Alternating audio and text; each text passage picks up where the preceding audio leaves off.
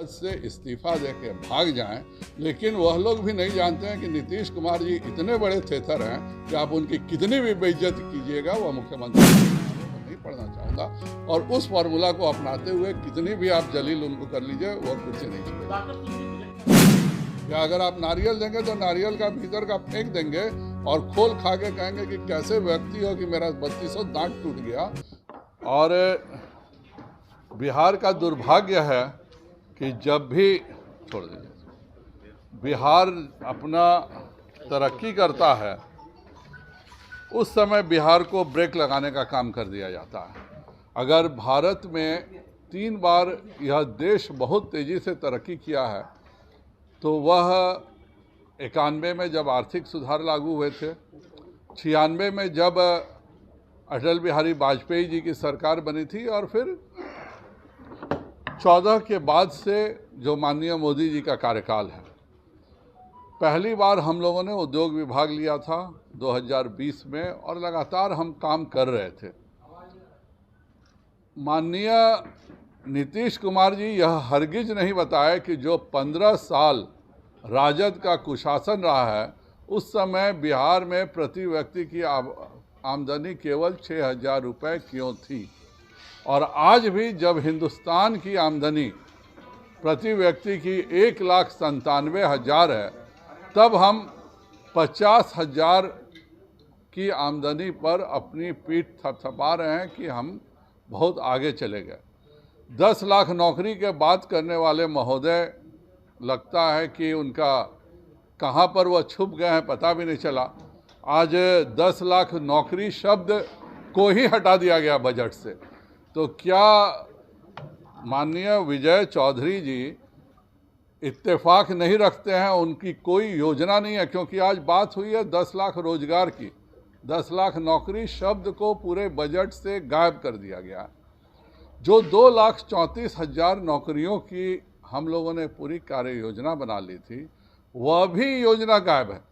अब हम इस बजट में केवल 1 लाख नौकरी अगर पूरा वो जो बीपीएससी का लेकर के और विभिन्न सर्विस कमीशन सब जोड़ लीजिए तो भी यह 1 लाख का आंकड़ा नहीं छू रहा है। शिक्षकों के बारे में आप खुद कहे कि आपने कैबिनेट नोट साइन करने का केवल बाकी है।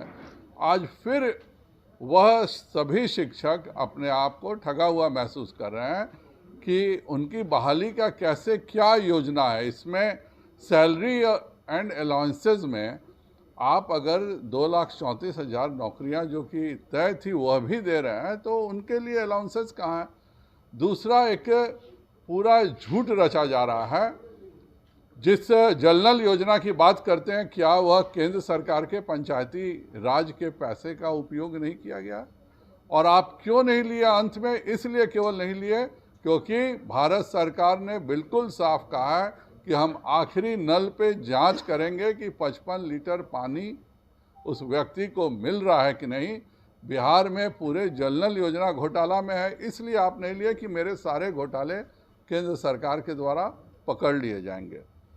उसी प्रकार कुल मिला के अगर देखें इसकी उपलब्धि इस बजट की तो एकमात्र उपलब्धि है कि इन्होंने तलाकशुदा मुस्लिम महिलाओं को 10,000 से 25,000 रुपये किया है। जिस जीएसडीपी में कह रहे हैं कि हम लोन रिडक्शन करेंगे 56% से 38%, भाई हर साल तो जीएसडीपी बढ़ता है, आप उसमें कितना लोन क्या क्या चुका रहे हैं इसका आपने कहीं मेंशन नहीं किया। 2 साल तक 20, 21, 22 में हर कोई जानता है कि एक तरह से देश ठप था।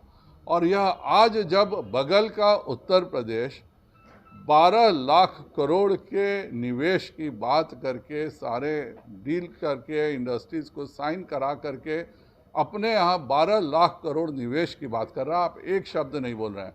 आप अपनी पीठ थपथपा रहे हैं कि हमने एथेनॉल में लाया। एथेनॉल में भी जितनी जो पॉलिसीज़ हैं उसमें टोटल सब्सिडी केंद्र सरकार की है, पर मैं शाहनवाज जी का आभार व्यक्त करता हूं कि उन्होंने एथेनॉल पॉलिसी लाई और हम आगे बढ़े। लेकिन आज जो पूरे एथेनॉल की फैक्ट्रियां खुलने थी, आज जितने लोगों ने ज़मीन ले लिया वो काम कर रहे हैं, बाकी सब भाग गए। पूरे इसमें जब पूरा हिंदुस्तान औद्योगिकरण की बात कर रहा है, उद्योगों को नए मौके देने की बात कर रहा है, रोजगार 10 लाख रोजगार मिलेंगे कहाँ से? जब तक आप औद्योगिकरण नहीं कीजिएगा, पूरे में इंडस्ट्रियल पॉलिसी के बारे में एक शब्द नहीं है। इस पूरे योजना में थोड़ा भी बताना चाहिए था माननीय विजय चौधरी जी को कि जिस जीएसटी का वो विरोध आज बोल दिया कि जीएसटी के कारण हम टैक्स नहीं लगा पा रहे हैं। आपके 1 लाख करोड़ की पूरी योजना की सारी राशि तो जीएसटी से और केंद्र सरकार के जो मिलता है राशि उससे है, आपकी अपनी क्या है। आपने 2,37,000 करोड़ से 2,66,000 करोड़ किया। अगर आप इन्फ्लेशन जोड़ लीजिए तो इस साल का बजट 1 रुपया भी बढ़ा हुआ बजट नहीं है। अगर आप इसमें मुद्रास्फीति को जोड़ लें तो